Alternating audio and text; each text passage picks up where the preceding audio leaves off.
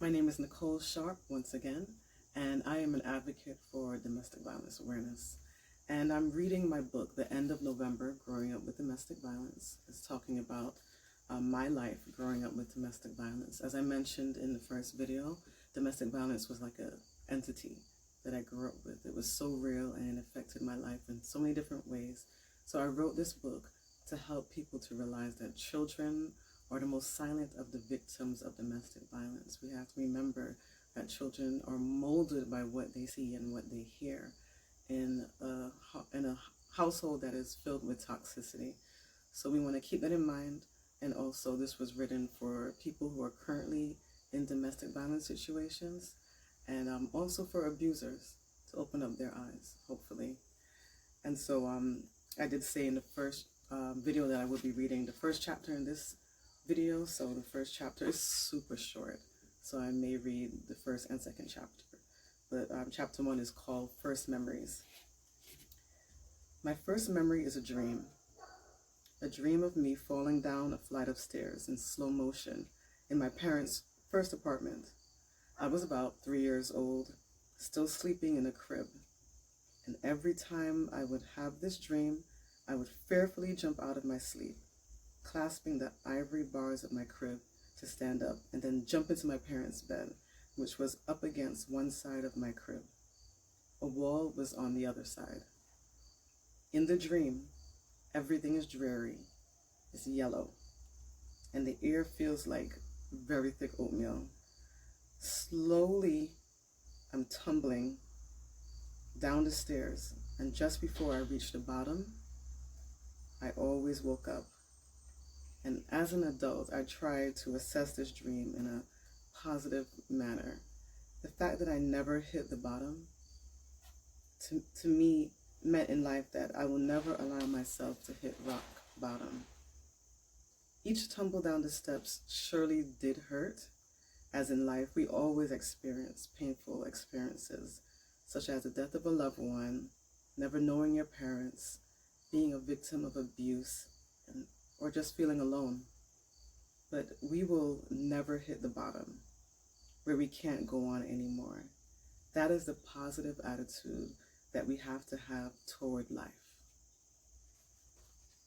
Chapter 2, the alternate universe.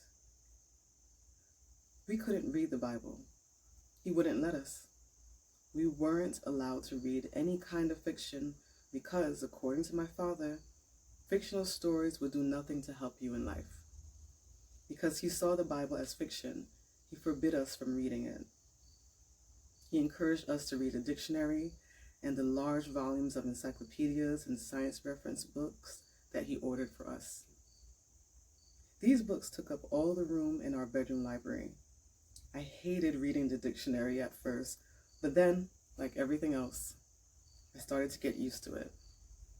I found enjoyment in finding out the meanings and origins of new words, and I became hooked to reference books as they fulfilled my need to know about the world around me. Back to the Bible. My father told us that if he caught us reading it, he would throw it through the window. He meant this literally. These weren't just words. I believed him completely because one day, when he came home from work, he went over to our retro yellow rotary phone in our kitchen, felt that it was warm, and estimated in his mind that my mother was on it with a friend for a long period of time. Somehow, he made a correlation. The higher the level of warmth, the longer the duration of a call. Thus, the greater my mother's interest in the person on the other end. He made it clear on many occasions that he did not want my mother talking to her friends on the phone. Now that I'm looking back, I realize that he always had to be the center of attention in our house. This gave him power that he felt he didn't have in the real world. So, he created an alternate world in our home where he was Hitler, he was the Gaddafi, he was the Saddam, figures that he admired and talked about, in a glorified manner, by the way. Anyway, he proceeded to rip the old yellow rotary phone out of the wall and throw it onto the front lawn for all to see. His rage must have made him blind, and act on impulse because he certainly did not want anyone in our new middle class neighborhood to know what was really going on in our household. When I saw this, I quickly retreated to my bedroom upstairs as usual, whenever he would carry on with his insane antics. Many times my mom took the place of that rotary phone. As I mentioned before, our house was an alternate universe where my father was the dictator. But within this alternate universe, I managed to create my own alternate world. I lived there, and later on, so did my little sister, who I will call Natalie, and my baby brother Nash. My bedroom was a refuge. I shared it with Natalie, who was 8 years younger than me. At this time, I was 12, and she was 4. It was here in our room that we would hide underneath the bed or between the bed and the fore wall by the window and read a huge illustrated children's Bible that our mother bought for us. This book was bigger than both our heads put together. I would try to read the verses with my sister with exaggerated feeling so that she would feel like she was away for a moment in an ancient Bible times, away from our father, without having to physically run away. I knew I was doing okay when she would follow along with me and smile and laugh. I didn't understand most of what I was reading, but it sure sounded good. I prayed that God would help me to understand one day. My father was an atheist, but strange enough, he was all right with us celebrating religious holidays. There was a disclaimer though, as he would put it: I am Santa Claus, I am the Easter Bunny, I am the Tooth Fairy, and I am God. Thus, he wouldn't make the mistake of giving thanks to any of these. All acknowledgments for any gifts that he gave us should go to him implicitly. This is the way things were. On the flip side, my father would always mail holiday and birthday cards to Natalie and I, and it was always so exciting receiving them in our mailbox. He would time the mail so well that every year on my birthday card would be delivered on that day. If my birthday fell on a Sunday, it would come on that Saturday. I really felt special. Strange enough, my father always knew how to make me feel special. I was a torn child.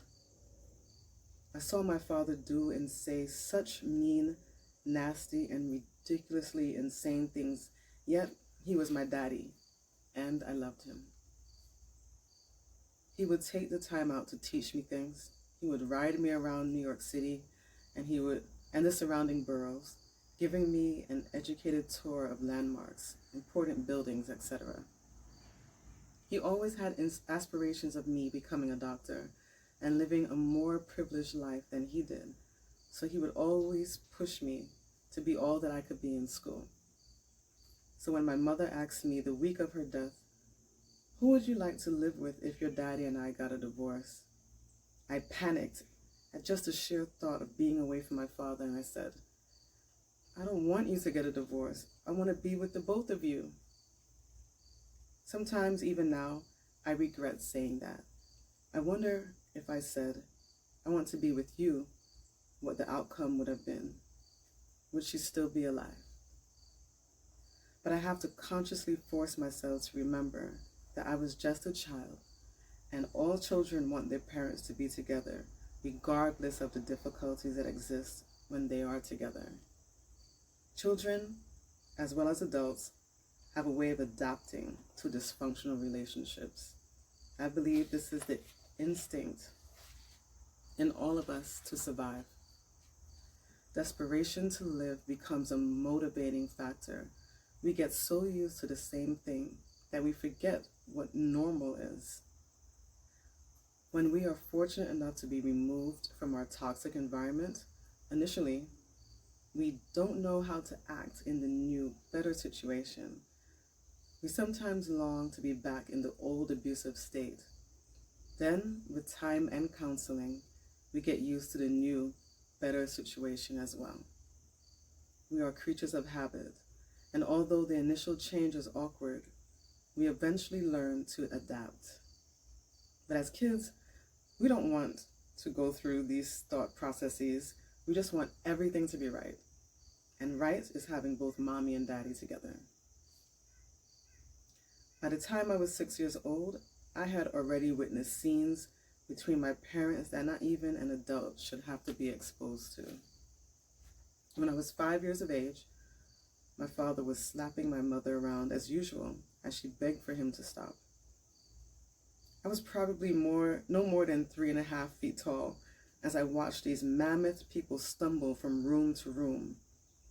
The assault spread all over our apartment, but it ended in the living room. My tiny heart almost beat out of my chest, and my breath hastened with fear. They did not see me following them. At this point, I could see the sweat glistening off my father's back as they burst into the living room. My father pushed my mom onto our red and gold living room couch covered in plastic and proceeded to tear her clothes off. I stopped in my tracks in the kitchen, but I couldn't take my eyes off of my parents. I didn't understand what was going on, but I knew it wasn't good. I could smell the fear from my mother and the anger from my father. She tried to fight him off, but she was no match for his brute strength. Chills took over my whole body and left me frozen, watching from the kitchen. I wanted to help, but I couldn't, and I felt so bad that I couldn't protect my mommy. I will always remember her screaming for him to stop and the 3 scratches she left on his back. I didn't realize what exactly occurred until I was about 10 or 11 years old, when I learned about the birds and the bees from school peers. I have had plenty of dawning moments such as this as I reached my teenage years and beyond, where the full reality as to what I was actually witnessing as a child became clearer. Then it's like reliving the whole thing all over again, but with more intense feelings. It's like Adam and Eve after eating from the tree of the knowledge of good and bad, having their eyes opened and realizing they were naked. Were they better off in the mindset when they were naked or when they saw the need to clothe themselves? So that's the end of chapter 2. And next week we will read chapter 3, My Best Friend Forever. Thank you.